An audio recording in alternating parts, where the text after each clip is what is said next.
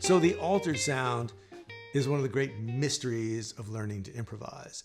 And yet the altered sound is important if you want to learn the difference between what blues and swing musicians are doing when they solo on the blues and what bebop musicians are doing when they solo on the blues. If you're listening to someone like Grant Green or Kenny Burrell and they're soloing on the blues and you hear sounds that you don't recognize, often it is an altered sound. And when you're looking at a transcription or a chord chart and you see either just the letters ALT standing for altered next to a chord like B flat altered, or you see something like flat 13, sharp 13, flat 9, that's also an indication that you've wandered into a situation where the altered sound is involved. In this lesson, I want to take one moment in the 12-bar blues progression and explain why the altered sound is there, and then show you a little bit about what you can do to improvise over that chord so that it makes sense and so it starts to get that sound.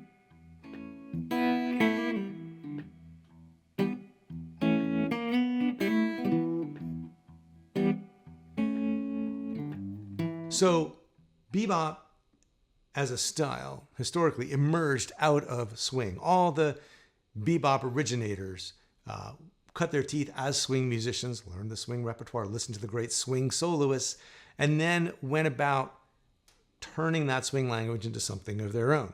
And so that's a really useful thing to know, because as you go to listen to the way bebop musicians play on the blues, you can use swing playing as a point of departure and look at where bebop playing is different from swing playing. Just as a really simple example, if we look at the first 4 bars of the 12-bar blues, in this case in B flat, a swing musician would think of it as B flat 6 to E flat 7 to B flat 6 to B flat 7. And the B flat 7 would be the big moment that says, okay, here's B flat 7, it's a dominant chord, it's really functioning almost like the 5 of E flat. It's going to be the transitional moment that takes us over to bar 5.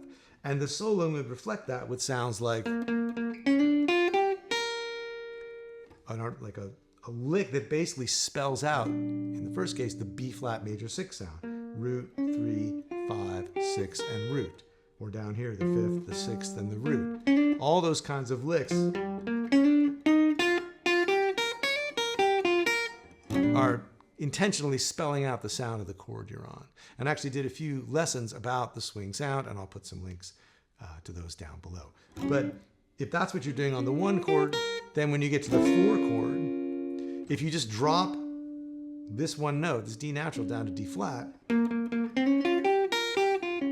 now you're basically spelling out E flat 9. You've got the 5th and the flat 7 and the 9 and the 3rd and the 5th of E flat 9. So you are spelling out the changes.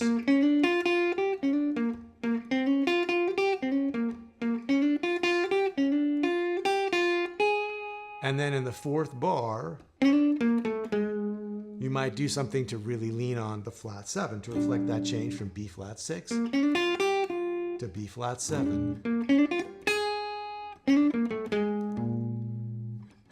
So that might be a basic swing approach.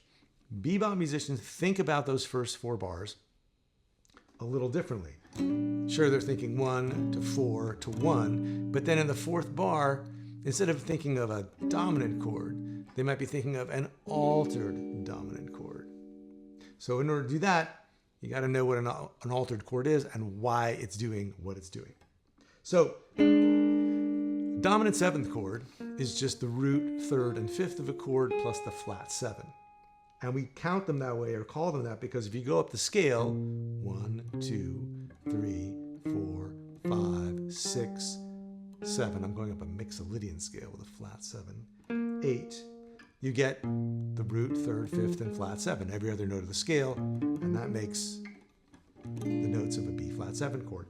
If you keep going, well, here's 8, so the next note would be 9.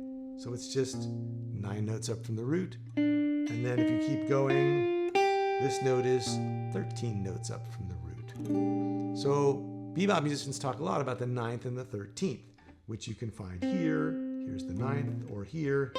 Here's the 9th, and here's the 13. And it's easier to think about them maybe as, well, the 9th is a whole step up from the root, and the 13th is a whole step up from the 5th. And so those notes, your first move would be to add them in just using the scale tone. Like, what if I'm in B flat and I'm thinking of this as a B flat 7 chord, and I'm thinking about a B flat Mixolydian scale going along with that? Well, then ordinarily I'd have a G natural here for my 13, and I'd have a C here for my 9th. All well and good so far, and that would actually sound pretty nice with the 13, or with the 13 and the 9, or with just the 9. But altered means you take one of those notes, like the 13th or the 9th, and you raise or lower it a half step. You change it, you flat it or you sharp it, so that it is no longer the natural 9 or 13 that would naturally occur in the scale, but it's altered. It's been changed, so it's not the naturally occurring note. So the flat 13, the 13, if you raise it a half step, you just end up on the 7th. So that doesn't really mean much, and we don't talk about sharp 13ths really. But if you go down one, you get a flat 13. So if you have a B flat 7 chord with a flat 13 on top, now you've got an altered chord.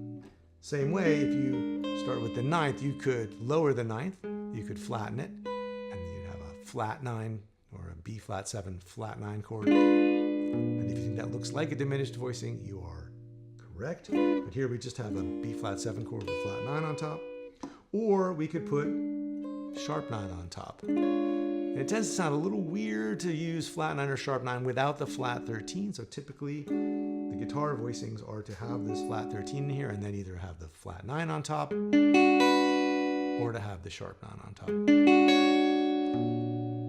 And what these do is they make the dominant chord kind of extra dominant, because it's the 7th that's making it sound sort of tense and wanting to resolve. And so when you start to add in altered notes, now the altered notes want to resolve too. You know, and you can listen to and play T-Bone Walker licks all day and not need to know any of this to know that those notes go down to those notes, and they want to go there, and when they get there, you feel like, we've arrived, right? But that's why, one of the reasons why they work is because here's a dominant chord with a flat 13 and a flat 9, and those altered tones and that 7th note want to go down and resolve to E flat. So that's great. If you know that, now you can be playing things like,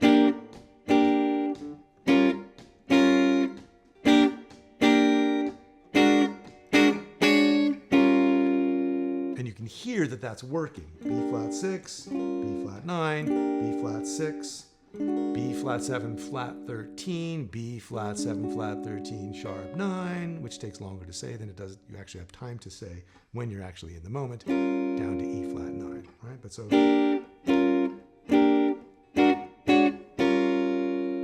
so if that's what's going on harmonically, can we play licks that reflect or articulate or spell out that harmonic change? And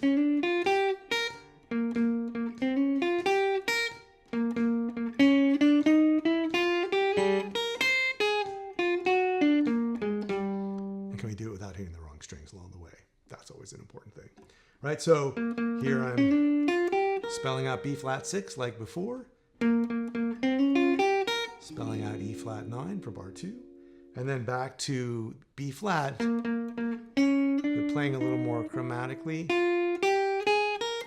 in order to tag the root, the 3rd, the 5th, the flat 7 and the 9, and then the flat 7 and the 5th. So that's like a more elaborate way of making sure you hit all those important chord tones. And then, at the tail end of bar 4, here's the flat 13, the 3rd, the root, the flat 7, and that's all going to resolve to the 3rd of E flat. So that 2 bars there